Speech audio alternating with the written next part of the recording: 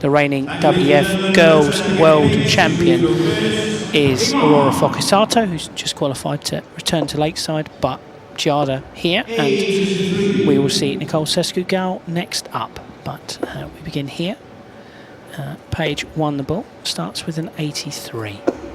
45 there from Giada. 137. An impressive start there from Paige. 66.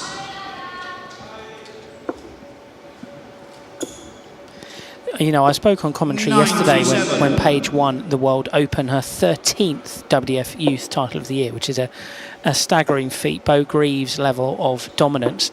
She's just got such a smooth, natural throw. Very few moving parts in her action, in complete control when she's on the oche, and she's in complete control of this game already, down to 48 after 12 darts. Paige has been fantastic all week here, yet to lose a game, and tops, pins it first time of asking, a 14 darter. This first girls semi-final, both semi-finals, they are best of 7 legs. Giada, as I said, you know, she wasn't necessarily someone that people were tipping to go deep in this tournament, but she played some really good stuff. In her group, she topped it, beat Lily Wheeler, Rachel Ivers and Liliana Malik of Hungary, dropped just 2 legs, and then through the knockout stages, accounted for Kiana Clark of Canada, Annalena Kutej of Austria, and then in the quarters on Thursday afternoon, she beat England's Ruby Gray. She's shown a level that I didn't know that her game had, and it's a real achievement for her to be in this final, but 45. Not quite found her rhythm and the same level she's had earlier in the week. But Paige, absolutely brilliant. And like so many young players, fantastic counting, fantastic cover shooting, and she's down to the big fish after 9 darts. It's looking a rather tall order here for the Italian. We saw Reece Colley take it out for the World Open title yesterday in the men's. Not to be for Paige here, but she's under no real pressure from Giada at the moment. 40. And still no pressure. So in theory, at least 6 from here for Paige. She takes 46 off, leaves herself on 80, but Giada back on to 81. 45. Paige, you require 80. And she's picture perfect on tops once again. After a 14 dart start, it's an 18 dart second leg. So Paige 2-0 up in this race to 4. Yeah, I mean, Paige just 16 years of age, so she's in theory, you know, she's not going to be too old to be playing in this youth category next year as well. Fantastic player, part of the Target Elite 1 programme. I know Lorraine Winstanley, who's full-time with Target these days, she's played a real role in overseeing Paige's kind of growth and development as a player, and she was super impressive when she won the World Masters 2 years ago in Assen, and as you will have seen from the way she started this game, but also her performances earlier this week and throughout this year, she's been outstanding, playing for the England women's team in the Six Nations, the British Internationals, and of course the recent Europe Cup in Slovakia as well, but an outstanding performance. You know, from her every time she's on the oche, and with her playing more and more women's events now, and in theory an even higher level of opposition, you can tell it's taken her game on leaps and bounds this year, and she's someone we're going to be watching a lot of in the years to come.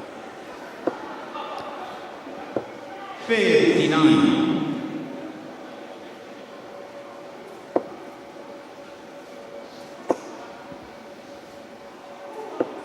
41.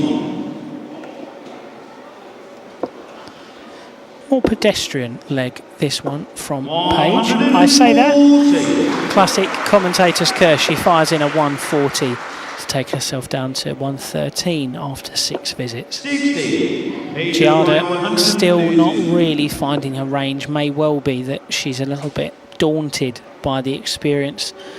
This wonderful stage setup here in Budapest. We've been broadcast live in Hungary and a couple of other Eastern European countries on Sport 1 and Sport 2.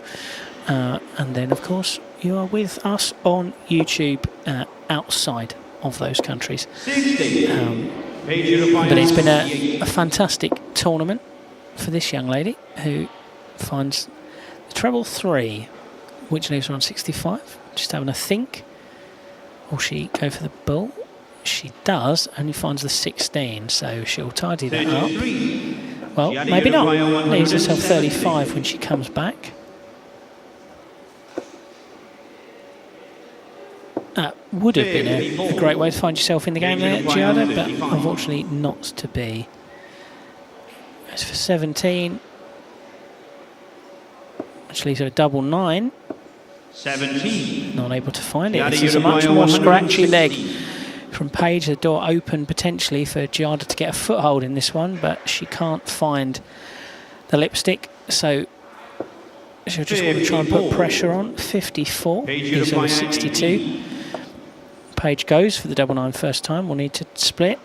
10. Not able to find the double 4. Giada, you require 62.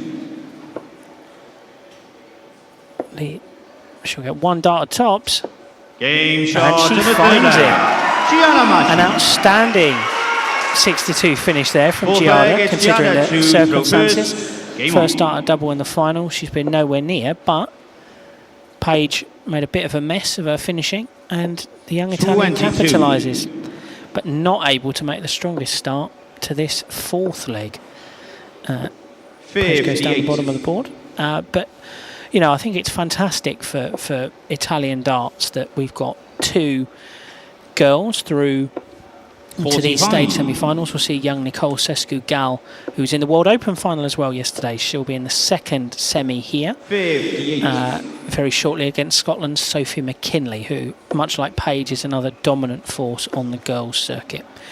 But I think it's fantastic. You see 79. Those 2. I watched Aurora just now pin a 106 finish to secure her place back at Lakeside. 121. Where she will almost certainly be running into at some point Paige Pauling, who is the runaway leader in the girls' rankings, and 15. Because of her lead and her run to at least the semis of this tournament, you know, mathematically there was no need for her to play in the qualifier today. So Paige didn't. She had the morning off and just saw her up in the main playing area here in Budapest, and she was just practicing with Sophie, just turning the arm over, and yeah, it's paid off. Very strong start first couple of legs, 60. And still very comfortably in control of this one.